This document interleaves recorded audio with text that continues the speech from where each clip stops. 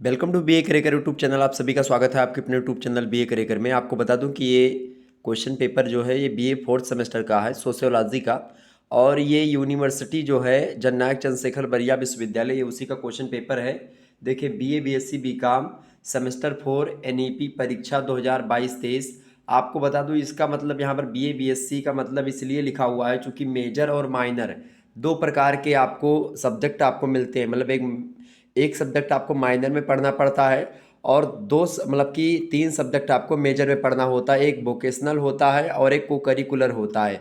इस प्रकार से छः विषय लगभग आपको देखने होते हैं इसमें। ठीक है, तो आपको मैं बता दूं कि BA BSc BCom में अगर आपको BSc और BCom की बात की जाए तो यहाँ पर सोशियोलॉजी जिनका माइनर वाला पेपर था उनका पेपर भी एक प्रकार से यही था। ठीक है, तो सोशियोलॉजी की बात की जाए, अगर आप BSc भी कर रहे हैं और माइनर में आपके सोशियोलॉजी है तो आपको यही पढ़ना पड़ेगा। ठीक है, क्या पढ़ना पड़ेगा? Social problems and issues of development in India. और इसको लेकर के मैंने कई मॉडल पेपर ऑलरेडी बना रखे हैं, आप लोगों ने देखे भी होंगे। ठीक है, समय आपको 3 घंटे का दिया जाता है, पूर्णांक 75 नंबर का है, लिखित परीक्षा होती है।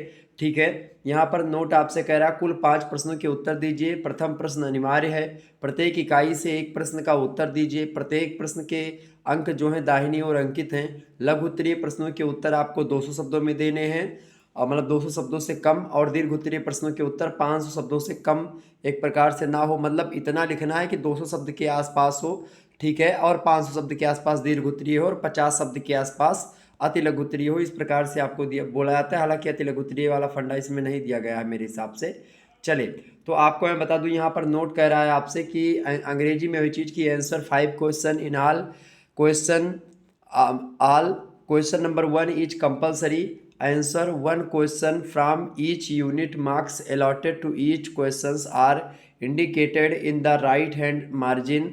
The answer to short answer type questions should be more than 200 words and the answer to long answer type questions should be more than 500 words. Okay, ये अंग्रेजी में इंस्ट्रक्शंस दिया हुआ है।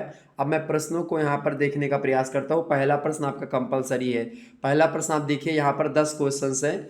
देखिए, निम्नलिखित प्रश्नों के लघु उत्तर दीजिए। मतलब कि ये 200 शब्दों में इन प्रश्नों के उत्तर आपको लिखने हैं। 10 प्रश्न आपको यहाँ पर मिलेंगे और 3.5 नंबर के एक प्रश्न होंगे। 35 नंबर आपका यहाँ से तैयार होने वाला है।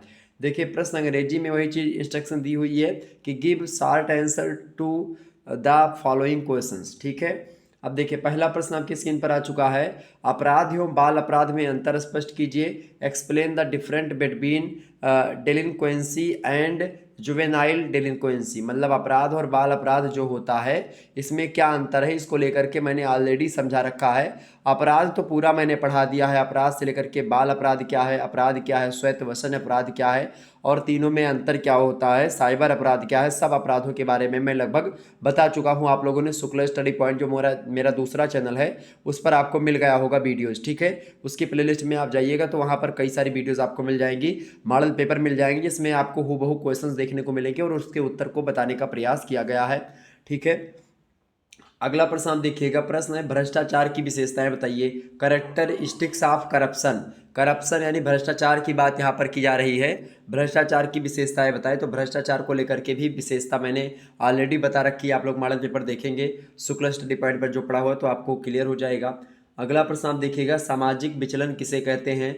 What is the social divines. सामाजिक विचलन को लेकर के शुरुआत में ही मैंने एक प्रकार से चैप्टर नंबर 1 पूरा विस्तार समझा दिया है। सामाजिक विचलन के बारे में भी उसमें बताया है कि जब कोई व्यक्ति जानबूझ करके क्या करता है, अपने समाज के नियमों का उल्लंघन करता है और दूसरे टाइप का काम करने लगता है। मतलब कि सामाजिक मापदंडों से, सामाजिक नियमों से अलग हट करके काम करने लगता है, या उन नियमों को और उन समूह के जो मापदंड होते हैं उनको नहीं मानता, उनको नहीं स्वीकार करता है, तो ऐसी क्रिया विचलन कहलाती है।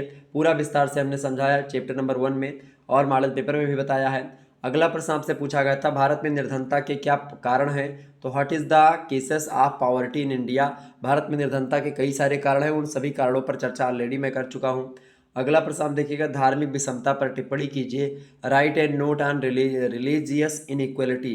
तो धार्मिक विषमता है भारत में, और आपको पता होगा धार्मिक विषमता भी एक प्रकार से क्या है, एक प्रकार से समस्या ही समाज के दृष्टि से, या सांप्रदायिकता हो, या फिर एक प्रकार से अन्य कोई चीज़ हो, जातिवाद हो या धर्मवाद हो, सांप्रदायिकता हो, ये सब कहीं ना कहीं पे राष्ट्रवाद को खतरा उत्पन्न करती हैं। मतलब कि भारत का जो राष्ट्रीय एकीकरण होता है उसके मार्ग में बाधक भी होती हैं। तो धार्मिक विषमता भी कुछ इसी कैटेगरी में आती है कि भारत में कई धर्म के लोग, हिंदू, मुस्लिम, सिख, ईसाई सब रहते हैं, और सब एक प्रकार से कभी कभी आपस में लड़ाई झगड़ा भी होती है, लेकिन अधिकतर मात्रा में सभी सुखी से रहते हैं। भारत में लगभग 20 करोड़ के आसपास मुसलमान हैं, और नंबर 1 पर अब पाकिस्तान में हो गए हैं मुसलमान सबसे ज़्यादा। एक अभी डाटा आया है, नया डाटा न्यूज़ में चल रहा था।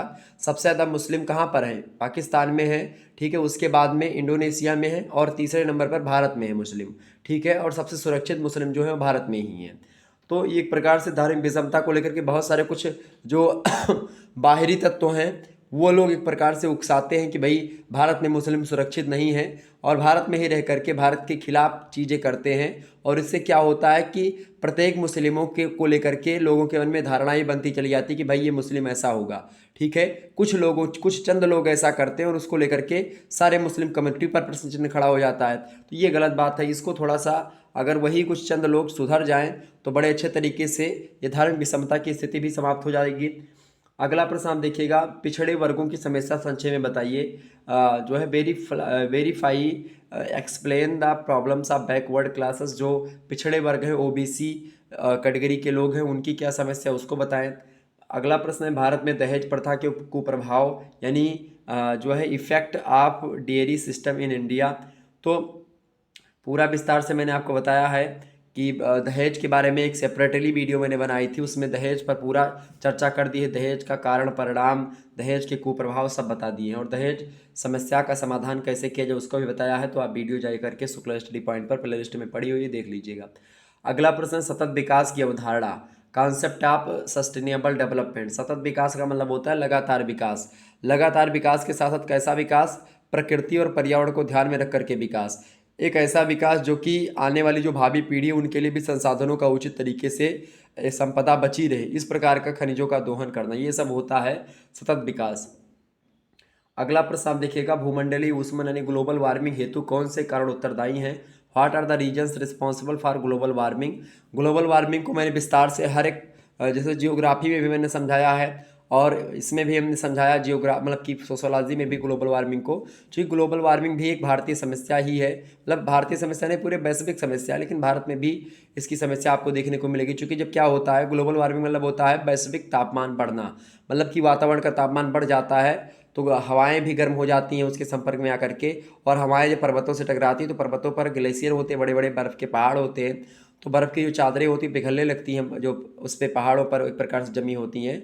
तो नदियों में जल जो होता है बढ़ जाता है, और उसके कारण से बाढ़ भी आती है, और समुद्र का जलस्तर भी ऊंचा उठता है। नदी और तट के जो इलाके होते हैं वो सब डूबना प्रारंभ कर देते हैं, ठीक है। तो इससे क्या होता है, इससे बहुत ज़्यादा जनधन हानि होती है। तो ये होता है भूमंडलीय ऊष्मन, मतलब कि जो है वातावरण का गर्म होना, वातावरण की हवाओं का गर्म होना, ग्लेशियर का पिघलना। अगला प्रश्न आप देखिएगा, कुशल बेरोजगारी किसे कहते हैं? व्हाट इज़ द स्किल्ड जो है अनएम्प्लॉयमेंट। मतलब कि लोग कुशल हैं, मतलब कि समझ रहे हैं ना, जैसे कोई व्यक्ति काम करना चाह रहा है और उसके अंदर सारा टैलेंट भी है, लेकिन उसको नौकरी ना मिले, ठीक है, वो घूमे इधर उधर, उसके पास उसने कंप्यूटर सीखा है लेकिन कंप्यूटर में उसमें नौकरी ना मिले, या उसने बहुत कुछ जानकारी उसके पास है, हर काम जानता है, वो स्किल्ड है, वेल स्किल्ड है, लेकिन उसको काम नहीं मिल रहा है, तो उसको बोला जाता है कुशल बेरोजगारी। और भारत में कुशल बेरोजगारी इस समय आप देख ही रहे होंगे, ठीक है। आगे बढ़ते हैं। अब यूनिट यानी कि इकाई प्रथम की मैं बात कर ले रहा हूँ। यूनिट प्रथम यानी कि इकाई 1, ठीक है, यानी कि यूनिट प्रथम इकाई, मतलब सॉरी, इकाई प्रथम यूनिट 1, ओके। देखिए अब इनमें से प्रश्नों को जो करना है, इनमें से देखिए यहाँ पर जैसे दूसरा और तीसरा दिया है, इनमें से केवल एक ही प्रश्न करना है, प्रत्येक इकाई से एक ही प्रश्न आपको करना है। जैसे कि यहाँ पर दिया हुआ है, अपराध को परिभाषित कीजिए तथा इसके कारणों की व्याख्या कीजिए। सेपरेट वीडियो में हमने अपराध, साइबर अपराध, स्वयं व्यसन अपराध सभी के बारे में बताया है। बाल अपराध के बारे में देखिए मैंने कहा था कि 10 से आपका 15 नंबर बनेगा, 3.5 नंबर उधर आपका मिल गया, और 10 नंबर ये 13.5 नंबर आपका एक ही वीडियो मैंने बना दिया था अपराध को लेकर के, कहा था ये प्रश्न 100% आएगा, 100% आएगा, और वो वो प्रश्न आ चुका है। तो आप जाकर के अभी वीडियो अगर देखेंगे तो आपको इसका उत्तर पूरा विस्तार से मिल जाएगा। और आप लोग, मैं आपको सजेस्ट कर दूं, जितने आने वाले और भी परीक्षाएं आपकी यूनिवर्सिटी की होने वाली, चाहे एंसेंट हिस्ट्री की या एजुकेशन की, सोशल मतलब की पॉलिटिकल साइंस की, और मतलब हिस्ट्री की, एक हिस्ट्री है और एक एंसेंट हिस्ट्री है, दोनों को लेकर के, और इकोनॉमिक्स से लेकर के हर एक सब्जेक्ट का, मिलिट्री साइंस से लेकर के साइकोलॉजी तक का सभी का मॉडल पेपर आपको Shukla study point YouTube channel पर मिल जाएगा। सभी की प्लेलिस्ट बनी हुई है, आप देख सकते हैं। ठीक है, आसानी से आप देखिएगा। देखिए, तो define the crime and explain it's cases. ठीक है, अपराध के बारे में विस्तार से ये हो गया। तो चाहो तो आप अपराध वाला प्रश्न लिखो, अगर आपको अपराध वाला नहीं प्रश्न आ रहा है या फिर उसको नहीं लिखना चाहते तो आर करके दूसरा प्रश्न आपको दिया है, ये प्रश्न भी उसके स्थान पर आप कर सकते हैं। कौन सा? आत्महत्या किसे कहते हैं? दुर्खीम के द्वारा दिए गए आत्महत्या के प्रकारों का वर्णन कीजिए। What is the suicide and describe the types of suicide given by Durkheim. आपको मैं बता दूं कि मैं इन सभी को लेकर के ऑलरेडी वीडियो बनाता रहता हूं और मॉडल पेपर में इन सभी प्रश्नों को रखता हूं और उनके उत्तर को बताता हूं। अच्छा, मेरा मॉडल जो पेपर जो होता है वो सभी विश्वविद्यालयों को ध्यान में रख करके होता है, इसीलिए मैं 10 अति लघु उत्तरीय प्रश्नों को बताता हूं, 10 और 8 लघु उत्तरीय प्रश्नों को बताता हूं, और 5 दीर्घ उत्तरीय या 4 दीर्घ उत्तरीय प्रश्नों को बताता हूं, ताकि जो है किसी भी विश्वविद्यालय में पूछा जाएगा तो इन्हीं 3 टाइप के प्रश्न आपकी परीक्षा में पूछे जाते हैं, और उन 3 टाइप की परीक्षा को लेकर के मैं वीडियोस बनाता रहता हूं। इकाई 2 में आप देखिएगा, यूनिट 2 में आप देखेंगे चौथा और पांचवा प्रश्न दिया है। चौथे और पांचवें प्रश्न में से केवल एक ही प्रश्न आपको करना है, ये बात आप ध्यान रखिएगा। प्रश्न क्या है? चौथा, निर्धनता से आप क्या समझते हैं? भारत में निर्धनता के कारणों का उल्लेख कीजिए। निर्धनता को लेकर के भी वीडियो मैंने बनाई हुई है, ये प्रश्न भी पूछ लिया गया। What do you understand by poverty? Mention the cases of poverty in India, poverty of India. तो एक प्रकार से ये प्रश्न इंपॉर्टेंट है। अगर ये प्रश्न आप नहीं जो है उत्तर दे पा रहे हैं तो इसके स्थान पर आप दूसरा प्रश्न भी कर सकते थे। आप चाहो चौथा करो, चाहो पांचवा करो, दोनों में से कोई करेंगे 10 नंबर आपको मिलेगा। देखिए, मानव विकास का अर्थ स्पष्ट करते हुए इसके महत्व पर प्रकाश डालिए। Explaining the meaning of human development, highlight in importance of human development. ये इंपॉर्टेंट प्रश्न है, इसको भी देख लीजिएगा। मानव विकास को लेकर के मैंने मॉडल पेपर में प्रश्न रखा था, ये भी प्रश्न आ गया। मतलब सारे प्रश्न लगभग मेरे मॉडल पेपर से ही आए हुए हैं। इकाई 3 की अगर बात की जाए यानी यूनिट 3 की, तो देखेंगे छठवां और सातवां प्रश्न दिया होगा, दोनों में से केवल एक ही करना है। प्रश्न है, भारत में घरेलू हिंसा के कारणों का उल्लेख कीजिए, यानी mention the cases of domestic violence in India, यानी भारत में जो घरेलू हिंसा है उसके क्या क्या कारण है इसको बताएं। इस पर भी मैं वीडियो बना चुका हूँ, इस पर भी एक प्रकार से आपको वीडियो मिल जाएगी। ठीक है, सातवां प्रश्न आप देखिएगा, तो चाहो तो छठा वाला घरेलू हिंसा वाला करो, और चाहो तो निर्भरता मतलब कि निर्भरता के सिद्धांत का उल्लेख करते हुए इसकी प्रमुख विशेषताओं पर प्रकाश डालिए, यानी कि what is the principles of dependency and highlight the mention characteristics of dependency. निर्भरता के सिद्धांत के बारे में मैंने नहीं बताया है, तो ये प्रश्न एक नया आया हुआ है, तो इसको ध्यान रखेंगे। बाकी मैं इसलिए इस पेपर को डिस्कस कर रहा हूं ताकि जो हमारे डॉक्टर राम मनोहर लोहिया विश्वविद्यालय या वीर बहादुर सिंह पूर्वांचल विश्वविद्यालय के छात्र छात्राएं देख रहे हैं उनके लिए इंपॉर्टेंट हो सके, क्योंकि ये प्रश्न आपकी परीक्षा में भी आ सकते हैं। ठीक है, इकाई चौथी यानी चतुर्थ और यूनिट 4 मतलब दोनों बात एक ही है। प्रश्न है, भारत में कृषि संकट के कारण उपयोगी मतलब कारण और उपायों की व्याख्या कीजिए। भारत में जो कृषि संकट है उसका क्या कारण है और उसका निवारण कैसे किया जा सकता है ये बताएं, यानी explain the causes and remedies of agrarian crisis of मतलब इन इंडिया। या फिर अगला प्रश्न आप कर सकते थे इसके स्थान पर 8वें के स्थान पर 9वां, जलवायु परिवर्तन किसे कहते हैं, इसके प्रभावों का उल्लेख कीजिए। What is the climate change, mention the effects of climate change. Important प्रश्न, जलवायु परिवर्तन को लेकर के भी वीडियोस मैंने मॉडल पेपर में रखे हैं, मतलब उसमें हमने चर्चा करी है। तो इस प्रकार से ये प्रश्न आपसे पूछे गए थे, ये हो गया आपका। ठीक है, सारा का सारा प्रश्न आपका क्लियर हो गया। मिलते हैं फिर नेक्स्ट वीडियो में, तब तक के लिए जय हिंद जय भारत। आप सभी का बहुत बहुत धन्यवाद हमारे साथ जुड़ने के लिए। इसी प्रकार से अपना प्यार बनाए रखिएगा।